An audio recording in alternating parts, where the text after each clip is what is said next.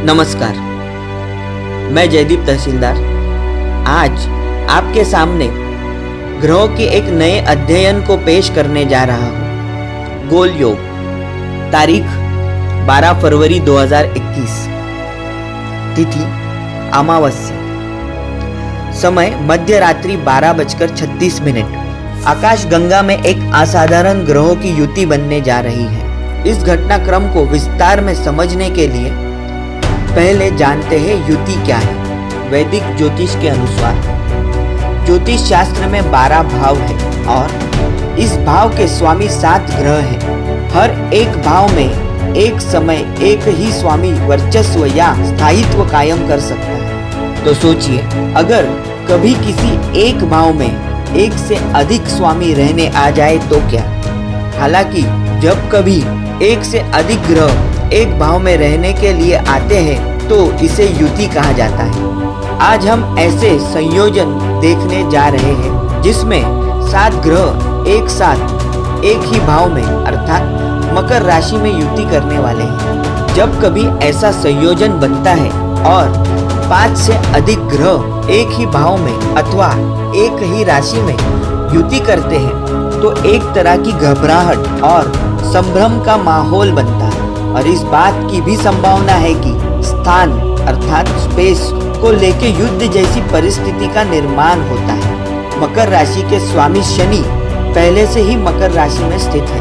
उनके साथ गुरु और प्लूटो मकर राशि में पहले से ही विद्यमान है, लेकिन अब सूर्य, चंद्र, बुध और शुक्र मकर राशि में संयोजन बनाने जा रहे हैं और इसीलिए एक अद्भुत और विलक्षण योग का निर्माण होने जा रहा है। आधुनिक ज्योतिष शास्त्र के अनुसार 7 ग्रहों की युति से बने योग को गोल योग कहा जाता है। गोल योग, अगर साधारण शब्दों में इस घटना का विश्लेषण करें तो जब भी कभी इतने सारे शक्तिशाली एवं महत्वपूर्ण लोग एक ही जगह पे जमा हो जाए तो इसके 2 अर्थ निकलते हैं। एक, या तो वर्तमान में आपातकालीन स्थिति का निर्माण हुआ हो अथवा भविष्य में किसी बड़े घटना की योजना बनने जा रही है।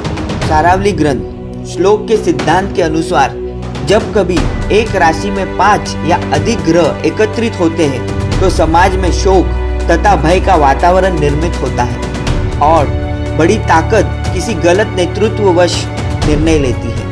वेदांत ज्योतिष के मूल सिद्धांत की माने तो Rahu, Ketu, Uranus, Neptune, Pluto को ग्रह की गणना में नहीं गिना जाता है। इसीलिए सिद्धांत की माने तो 12 फरवरी अमावस्या को मकर राशि में सूर्य, चंद्र, गुरु, बुध, शुक्र और शनि की युति होने जा रही है। परंतु आधुनिक ज्योतिषी के अनुसार यदि हम इस संयोजन में प्लूटो का विचार करें तो गोल योग बनता है। भारतीय ज्योतिष पद्धति अथवा वैदिक ज्योतिष पद्धति के मूल सिद्धांत के अनुसार ग्रह और उनसे बने विशेष संयोग अथवा संयोजन का प्रत्येक जीवाश्नु पर प्रभाव पड़ता है। बृहत संहिता एवं नारद संहिता जैसे ग्रंथों के श्लोक में वर्णित 7 ग्रहों की युति से बने योग अर्थात गोल योग का प्रभाव व्यापक होता है। पौराणिक ग्रंथों की माने तो बृहत संहिता और नारद संहिता के श्लोक में वर्णित 7 ग्रहों की युति एक राशि में हो तो गोल योग का निर्माण होता है और अकाल और राष्ट्र पीड़ा का भय बना रहता है। गोल योग के प्रभाव को गहराई से जानने के लिए इससे जुड़ी कुछ भूतकाल की घटनाओं को जानना होगा।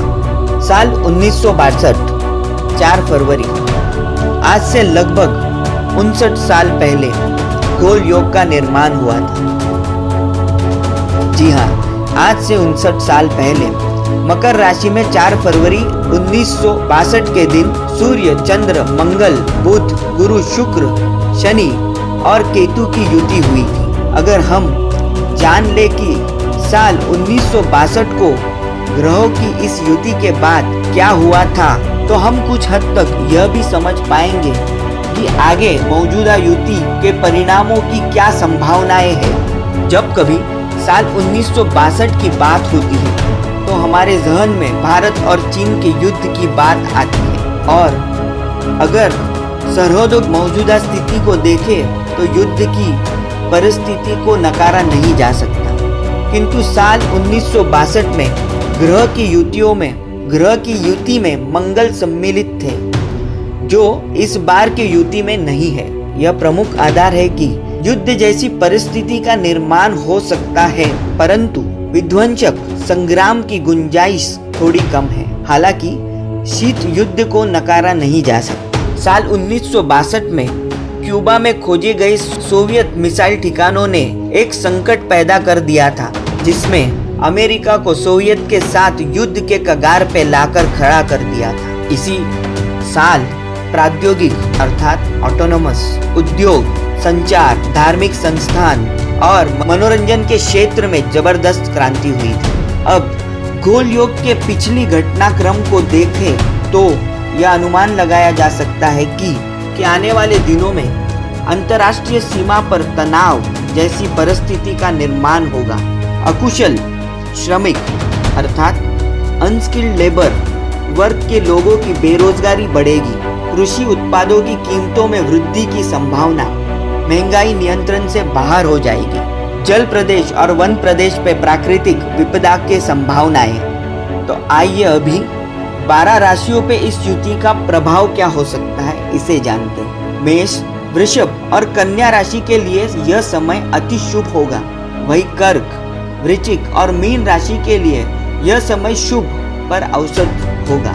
मिथुन, सिंह और तुला राशि के लिए यह समय अशुभ और चुनौतीपूर्ण रहेगा।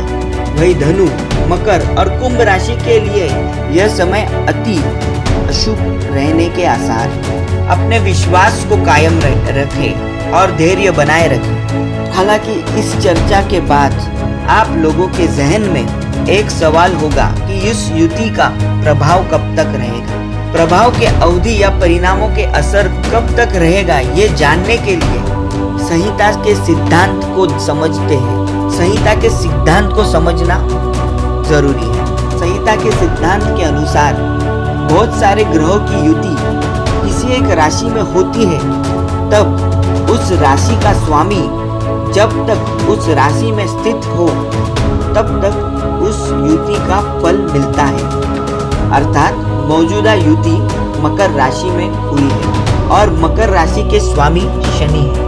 शनि 28 अप्रैल 2022 तक मकर राशि में रहेंगे, अर्थात 12 फरवरी 2021 से 28 अप्रैल 2022 तक इस युति का फल मिलेगा। मैं यह आशा करता हूँ यह जानकारी निश्चित ही आपको आने वाले समय में विकास और समृद्धि के पथ पर अग्रसर रखेगा। धन्यवाद।